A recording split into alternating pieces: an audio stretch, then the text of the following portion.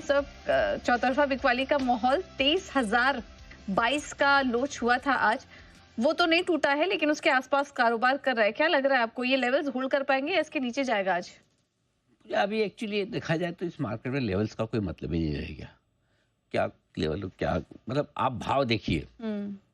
उनका इंडेक्स के लेवल से आपको कोई रिलेशन ही नहीं दिखेगा, क्योंकि भाव जिस तरह से टूटे हैं शेयरों के, वो तो मतलब अनाप शनाप ही है। हम्म। और इंडेक्स देख के भी क्या होगा, निफ्टी ठीक है 23,000 के आसपास है। आपको पता है कि 27 जनवरी को जो लो बनाया था 22,800 के आसपास, उससे थोड़े ऊपर है, तो आप डबल बॉटम के आसपास पहुंच रहे हैं एक तरह से। बैंक निफ्टी ने तो 47,800 का लो बनाया था, वहां से अभी भी 1,000-1,200 पॉइंट के 1,500 पॉइंट के क्वेश्चन पे है, तो चलिए ठीक है, वो तो 3% ऊपर है। लेकिन प्रॉब्लम वहाँ थोड़ी है, प्रॉब्लम तो वहाँ है जहाँ डबल बॉटम पर आ चुका है, वो है मिड कैप और स्मॉल कैप इंडेक्स। हम्म। मिड कैप इंडेक्स अपने टॉप से 17% और स्मॉल कैप इंडेक्स ऑलमोस्ट 19-20% की रेंज में गिर चुका है। इसका मतलब क्या है? ऑलमोस्ट आप वहाँ पहुँच गए हैं जहाँ पर आपने हफ्ते भर पहले, 10 दिन पहले जो पैनिक में लोज बनाए थे, जब आपका 20% के आसपास स्मॉल कैप इंडेक्स है। तो ये मेक और ब्रेक लेवल स्मॉल और मिड कैप इंडेक्स के लिए है, स्पेशली स्मॉल कैप इंडेक्स के लिए। क्यों? जैसे आप 20% के नीचे जाते हैं, और 20% के नीचे जाते ही आपके लिए सबसे बड़ी समस्या जो शुरू होती है वो ये होती है कि आप बेयर मार्केट में चले जाते हैं, मंदी वाले बाजार। कोई भी इंडेक्स अगर अपने टॉप से 20% घटता है और उसके बाद नीचे टिक जाता है, तो हम्म। मानते हैं कि अभी ये इंडेक्स मंदी में गया है। So I think small cap index के लिए एक आध परसेंट, यानी यहाँ से 150-200 पॉइंट ऊपर नीचे एक अलग बात हो सकती है, बट अगर रुकना है तो ये रुकने के लिए जगह जरूरी है। अब नेगेटिव क्या है इसमें? नेगेटिव ये है कि भाई ऐसा तो कोई कारण नहीं है जिसकी वजह से मतलब मार्केट में खरीदारी लौटे, सिर्फ एक ही रीजन की बहुत घट गया। हम्म। करेक्ट। तो वही एक चीज हो सकती है कि बहुत घट गया इसलिए रुका है। लेकिन प्रॉब्लम ये है कि अभी किसी का खरीदारी का मूड है नहीं। ले कौन? सबसे बड़ी समस्या ये है। आदमी कोई भी वो खरीदता है जिसको ये लगेगा अभी मैं खरीदूंगा तो मुझे शायद कल, अगले हफ्ते, अगले महीने भाव यहाँ से बेहतर दिखेंगे। बेहतर दिखे। हम्म। मतलब आज से भाव बाद में ऊपर दिखने की उम्मीद हो, जिस मोमेंट आप खरीदो तभी तो आप खरीदोगे ना। हम्म। करेक्ट। भले ठीक है, हम कहने के लिए हम कहते हैं कि हम 1 साल और 3 साल और 5 साल के लिए पैसा लगा रहे हैं, लेकिन 1, 3, 5 साल में भी अगर आपको ये लगेगा आज नहीं लगूंगा और कल लगूंगा सस्ता मिलेगा, तो आप ये थोड़ी को नहीं नहीं मैं तो आज ही लगूंगा जी, भले 5 साल के लिए लगा। सो हम्म। अल्टीमेटली जब खुद का पैसा होता है तो आदमी रुक के लगातार वो कोशिश करता है। सो हाथ रोक के बैठे हैं जिनको खरीदना है, और हम्म। जिनको बेचना है मजबूरी में, वो तो बिक ही रहा है। सो आज जो मिड कैप स्मॉल कैप शेयरों में फ्री फॉल है, उसमें सिंपल सी चीज यही है कि जो छोटे मजबूरी शेयरों में भारी बिकवाली, उसमें मेन का अच्छा एक और चीज जो इंटरेस्टिंग है पूजा, वो देखिए 3-3, 3.5% आपके mid cap small cap share घटे हुए हैं। हम्म। करेक्ट। 3-3, 3.5% कोई भी इंडेक्स रोज नहीं घटता, हम्म। कोई भी हो, एक्सेप्ट कोई सेक्टरल इंडेक्स हो जाए, एक अलग बात है, कभी कोई सेक्टर से रिलेटेड ही खराब हो जाए, बट अदरवाइज कोई भी इंडेक्स है ना 3-3% से ज्यादा नहीं, कभी रेगुलर नहीं करता। तो उस लिहाज से आप देखें तो ये हो रहा है कैपिचुलेशन, जिसको अंग्रेजी भाषा में कहते हैं, और हिंदी में कैपिचुलेशन का मतलब मैं समझाने की कोशिश करता हूँ, अगर सही समझा पाया तो। उसका मतलब ये होता है कि मंदी का वो दौर जहां पर है ना कोई दिमाग काम नहीं करता, कोई साइंस, लॉजिक, वैल्यूशंस, लेवल्स काम नहीं करते। वो होता है कि भाई किसी को बेच के निकलना ही है, किसी को या तो मतलब आ, परेशान हैरान होके कि मैं तो सब दुनिया छोड़ के जाऊंगा टाइप से सा मैं बेच के निकलूंगा, हम्म। या फिर किसी का मार्जिन कॉल्स ट्रिगर हो रहे हैं और मार्जिन फंडिंग की पोजीशन उसकी फूट रही है, कोई और बेच रहा है जिसको हम फाइनेंसर कहते हैं, अगर वो बेच रहा है। मैं बार बार इसलिए कहता हूँ कि मंदी के मार्केट में या तो फंड मैनेजर बेचता है या फाइनेंसर बेचता है, तीसरा कोई नहीं बेच सकता है। कई बार फंड मैनेजर कॉल ले लेते कि अब ये शेयर मुझे रखना ही नहीं, कुछ भी हो गया, मैंने एक गलती कर दी, अब नहीं रखूंगा। तो या तो वो बेच दे या फाइनेंसर बेच दे। सो ऐसा लग रहा है कि एक के बाद एक जो नीचे बार बार भाव आते जा रहे हैं, उससे मार्जिन कॉल ट्रिगर हो रहा है। अगर मार्जिन कॉल ट्रिगर होने पर आप मार्क टू मार्केट लॉस या एडिशनल मार्जिन ना दे पाए, तो फिर फाइनेंसर्स की तरफ से बिकवाली का दबाव जो आता है वो इस वक्त साफ तौर पर दिख रहा है। और जब बिकने वाला और बड़े इन्वेस्टर्स बेचे हैं, फाइनेंसर्स बेचे हैं, ब्रोकर्स बेचे, तो खरीदे कौन? खरीदे कौन? खरीदने वाला तो कोई है ही नहीं ना, ना फंड है ना रिटेल है, खरीदने वाला कोई है नहीं, इसलिए सेंटिमेंट बड़ा खराब है। और सबको लगता है अच्छा, आप एक और ये चीज़ है, ये भी फैशनेबल बोलना है कि मिड कैप स्मॉल कैप अभी भी महंगे, अभी भी खराब, अभी भी महंगे, अभी भी खराब। तो अब आके सब भाषण भी यही देंगे तो लेने वाला होगा तो और रुकेगा, भाई सभी खराब बोल रहे क्यों मैं लूँ जल्दी में। और सही भी है, सही भी है, गलत नहीं है। तो बिल्कुल। थोड़ा मामला ऐसा ही ढीला है, मुश्किल बड़ा टाइम है।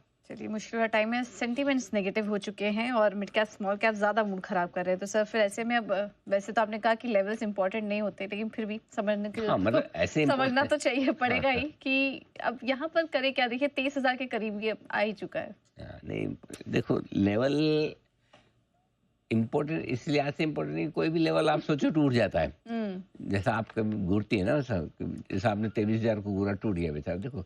हाँ, तो लेवल, पूजा जी कोई भी लेवल की बात करे वो टूट सकता है कभी भी। तो पॉइंट ये है कि ये लेवल टूटेगा या नहीं टूटेगा वो इम्पोर्टेंट नहीं है। आपको लेवल इस तरह से देखने हैं कि नेक्स्ट कौन सा लेवल इम्पोर्टेंट है गिरने या बढ़ने में, हम्म। वो इम्पोर्टेंट। तो इम्पोर्टेंट क्या है? 22,000, पहले मैं डेट बता दूं, 27 जनवरी इम्पोर्टेंट है, ठीक है। ये ऐसी स्क्रीन 27 जनवरी को दिखी थी आपको। 27 जनवरी को जो लो बनाया था हमने निफ्टी पर 22,800, वो आपके लिए अब इम्पोर्टेंट लेवल हो गया, ठीक है। तो 22,800 22,950 ये आखिरी सपोर्ट जोन है जिसमें निफ्टी एंटर कर रहा है, ठीक है। 22,850 22,800 22,950 150 पॉइंट की ये रेंज, सब यही है। अभी तो मामला तो अभी ढीला ढाला ही है, खराब ही है। अनिल जी, अभी आपने एक ना वर्ड यूज किया था, वो कैपिचुलेशन। तो अनिल जी मैं उसके लिए एक डिफरेंट टेक देता हूँ। आज मतलब 1-2 दिन से बात हो रही है या क्लाइंट से बात होती है, क्या कर सकते हैं? कुछ नहीं कर सकते, अभी कुछ कर ही नहीं सकते एक्चुअली, राइटफुली आप कुछ नहीं कर सकते। और अभी आपने पूजा से भी जब बात करी तो पूजा को भी आपने कहा कल भी शायद शाम को या आज भी कि कुछ नहीं कर सकते पूजा ऐसी मार्केट में। तो अनिल जी वो जो एक बहुत कॉन्फिडेंस था लोगों का और जो एक मतलब एक कन्विक्शन थी, वो तो बिल्कुल टूटी है। उसके बाद अनिल जी अब ना फ्रस्ट्रेशन बिल्कुल कोर पे आती जा रही है, पेशेंस बिल्कुल लूज हो रही है। और उसके बाद अनिल जी राइटफुली वो they look upon to somebody like you me और एनीबडी, जो जो जिसको देखता है अनिल जी, मतलब मैं इस पे एक और भी चीज ऐड करूंगा अनिल जी, वहां से भी कोई जवाब आने बंद हो गए क्योंकि है ही नहीं हमारे पास आंसर कि हम क्या कर सकते हैं। तो अनिल जी जो पेशेंस टूट रही है ना, मुझे इसका डर लग रहा है कि this will lead to capitulation, क्योंकि मार्केट सपोर्ट कर नहीं रही है, रेट सपोर्ट कर नहीं रहे और हमारी कमेंट्री भी कोई सपोर्ट नहीं कर रही। तो Anil ji general human psyche है कि ऐसे में पेशेंस टूटती है और लास्ट लेग ऑफ कैपिचुलेशन भी हो सकती है और प्रॉब्ली सिंपल कैपिचुलेशन हो सकती है, क्योंकि उसकी इस कैपिचुलेशन को फ्यूल तो एफआईएस कर ही रहे हैं। तो ये चीज अनिल जी वो है, बस उसी चीज का डर है। अनिल जी सिर्फ मैं आपको फिर बोल रहा हूँ, मतलब मैं जेन्युइनली ग्राउंड से बोल रहा हूँ, सिर्फ का पैसा पिछले 1 साल में एफडी पे ऐसे यहाँ पे ट्रांसफर हुआ है जैसे उसमें लॉस होता ही नहीं है। अनिल जी मैं आशीष कितनी चीजें निकालता है, मैं आपको वीडियोस भेज सकता हूँ। लोगों के पता नहीं कौन लोग हैं कि आज सिर्फ लगाओ 5 करोड़ का, मरे से मरा 14% का रिटर्न, 5 साल में 10 करोड़, फिर 15 साल में 20 करोड़, 160 करोड़ 25 साल में। अनिल जी वो ऐसे सब बात दिखा रहे हैं कि जैसे वो है। अनिल जी ये सब जो है ना, तो ये म्यूचुअल फंड से लोगों का क्या होगा, जो सिर्फ वाला पैसा है अनिल जी, वो कहीं ना चीटेड फील करेगा कि नहीं यार मेरे को मतलब ये चीटिंग हुई है मेरे साथ, जबकि टेक्निकली चीटिंग नहीं की है, क्योंकि जो ऑरा सिर्फ के साथ जो ऑरा बन गया था कि कभी लॉस हो ही नहीं सकता। तो अनिल जी वही एक लास्ट लेग का डर है कि अगर वो चीज ना हो जाए तो वो कब नहीं होगी, आपके मेरे बोलने से नहीं होगी, मार्केट समझ जाए तो जरूर होगी, क्योंकि एक बाउंस बैक आ गया और बाउंस बैक आके रुक गया। देखिए अनिल जी जितना भी नीचे मार्केट चला जाए, मैं कह रहा हूँ 1000 जाए 200 का बाउंस बैक आ जाए, 3000 आए 300 का आ जाए, 5000 जाए 500 का भी आ जाए, यानी कि हिम्मत आ जाती है उसके अंदर, फिर रुक जाता है सेलर के, नहीं यार अब शायद बॉटम बन गया, शायद बॉटम फॉर्मेशन हो गई। तो अनिल जी अगर वो टूटता जाएगा, so I am also living under that fear कि क्या होगा। कार्यक्रम में हो चुके हैं शामिल। चोपड़ा साहब क्या हो रहा है, ये इतना खून खराबा सर, मतलब कब रुकेगा? सर ये तो मेरे लिए कहना असंभव है कि कब रुकेगा, मगर सर मैंने बोलना बहुत पहले से शुरू किया था कि कुछ समस्या है डाउन द लाइन इकोनॉमी में, नंबर्स ठीक नहीं आए, इस बार भी हमने देखा रिजल्ट सीजन एवरेज ही था। और हालांकि 3 बहुत अच्छी खबरें थी जो कि इकोनॉमी को पंप अप कर सकती थी, प्लस इलेक्शन का जीतना बीजेपी का दिल्ली में, तो इन सब चीजों को मार्केट डिस्काउंट कर रहा है। देखिए सबसे बड़ी समस्या जो मुझे नजर आ रही है अनिल जी, वो ये है कि एफआईआईज रिलेंटलेस सेलिंग कर रहे हैं। तो क्या हालांकि मेरा कमेंट करना ठीक भी नहीं है, बट क्या फाइनेंस मिनिस्ट्री कुछ उनके टैक्सेशन को लेके कर सकती है, या उनको रोकने के लेके कुछ कर सकती है, या कुछ ऐसी चीज कर सकती है जो कि उनको कॉन्फिडेंस दे कि वो over a period of time Bharat में पैसा बनाएंगे। प्रॉब्लम ये हो रही है कि अगर वो कंपेयर करते हैं कि जो हमारा यूएस में जो बॉन्ड यील्ड है, तो वहीं पे आपको 5-5.5% का रिटर्न आ जाता है। यहाँ पर टैक्स एडजस्टेड रिटर्न्स जो हैं प्लस जो ऑपरेशन कॉस्ट जो है वो बहुत हाई हैं, डॉलर स्ट्रेंथन हो चुका है, तो कहीं ना कहीं वो इतना रिटर्न बना ही नहीं पा रहे हैं जो वहां पे वो रिस्क फ्री रिटर्न पा सकते हैं बॉन्ड्स में पैसा डाल के। तो एक कारण ये है। दूसरा, दूसरी इकोनॉमीज में जो है वो ज्यादा एक्सपेंसिव नहीं है। भारत में no doubt mid cap small cap में काफी तेजी हो गई थी। नए आईपीओज में भी आई थिंक समीर अरोड़ा साहब ने कहा था कि नए आईपीओज में भी बहुत पैसा गया है एफआईआईज का, तो वहां पे भी कुछ मुझे लगता है कि विशेष ग्रोथ देख पा रहे हैं। तो जो ओवरऑल आउटलुक है ग्रोथ का भारत का, उसमें मुझे लगता है कि उनको कुछ शक हो रहा है। तो इसको तो रोकने के लिए मुझे लगता है फाइनेंस मिनिस्ट्री के लोग ही को सामने आना चाहिए, और ऐसी बॉडीज हैं जो कि एफआईआईज के साथ उनको बातचीत करनी चाहिए, उनको कॉन्फिडेंस देना चाहिए।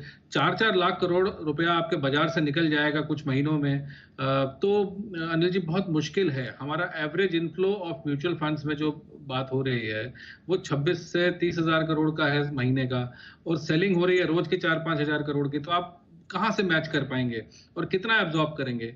मुझे ऐसा लगता है कहीं रिडेम्पशन प्रेशर शुरू हो गया तो फिर और ज्यादा दिक्कत ना आ जाए। तो फिलहाल ये कहना बहुत ज्यादा मुश्किल है कि ये कब रुकेगी। मगर ऐसी आंधियां मार्केट में आती हैं, और जो पुराने इन्वेस्टर्स हैं मैं उनके लिए भी यही बोलूंगा, और जो उन्होंने ऐसी मंदियां देखी उनके लिए बोलूंगा, जो अच्छी क्वालिटी कंपनीज हैं उनको छोड़िए मत। कई बार ऐसा होता है कि इस तरह के प्रेशर में आपसे अच्छी कंपनीज छूट जाती हैं, और फिर आप बाद में रिग्रेट करते हैं कि मैंने अपना स्टॉप लॉस ट्रिगर करा लिया, या अच्छी कंपनीज जो है वो हमने पैनिक में बेच दी। कि घबराहट में अच्छी कंपनीज को एग्जिट ना करें, this will add to the problem. ये डोमिनो इफेक्ट आता है और इससे काफी समस्याएं पैदा होती हैं, पैनिक क्रिएट होता है। तो पैनिक ना होइए, अच्छी कंपनीज को मत छोड़िए। ये कई बार ऐसा पेन आता है जो हम सबको ये कड़वे घूंट पीने पड़ते हैं। तो पहली चीज, अभी बाइंग ना करें। वैल्यूएशन पर्सपेक्टिव से जो कंपनीज ठीक है उनको छोड़े नहीं, और पैनिक ना हो। बाजार जरूर वापस आएंगे, ये कब आएंगे ये कहना बहुत मुश्किल। मेरे करण अर्जुन आएंगे। अब ये तो मुझे Nifty bank Nifty Karan Arjun जैसे लग रहे हैं। कभी न कभी तो जरूर आएंगे। कुछ ना करें, शॉर्ट करने के लिए भी आप लेट हैं। जैसा वागले साहब कह भी रहते हैं कि बड़ा मुश्किल काम है इन लेवल पे शॉर्ट निकालना भी, और जब स्टॉप लॉस बहुत दूर के आए 3% के इंटरडे में, लॉन्ग करने की तो इसकी हिम्मत है नहीं। सो समटाइम्स आप बेचे तो भी फंसने के पूरे चांस है, खरीदें तो भी फंसने के पूरे चांस है, और होल्ड करें तो भी आपका नुकसान होने के पूरे चांस। खाली आपको एक ही चीज़ करनी है इस मामले में, आप अपने स्टॉक्स देख लो, रिस्क मैनेजमेंट देख लो, अगर कोई लीवरेज या एफनो की या फंडिंग पोजीशन है आपसे संभलेगी नहीं संभलेगी वो देख लो। कैश के स्टॉक्स हैं अगर आपका डिलीवरी, तो ये देख लो कि वापस जब बाजार में जब भी तेजी आएगी तो मेरा शेयर चलेगा कि नहीं। आपको इस सवाल का जवाब लेना है बस। जब तेजी आएगी तो मेरा ये शेयर चल जाएगा ना, तो ठीक है। आपको लगता नहीं यार मुश्किल है, ये गलत ले लिया, फंडामेंटली कमजोर, तो फिर आपको दूसरा काम क्या करना है, ठीक है, ये बेच के मैं वो लूँ जिसके चलने के चांस ज़्यादा बनेंगे। मुझे स्विचिंग करनी है, बस उतना ही करना है, इसके अलावा और कुछ नहीं करना। तीसरा कोई काम मत करिए, एंजॉय कीजिए। ठीक है, तो ये है नजरिया बाजार पर इस वक्त।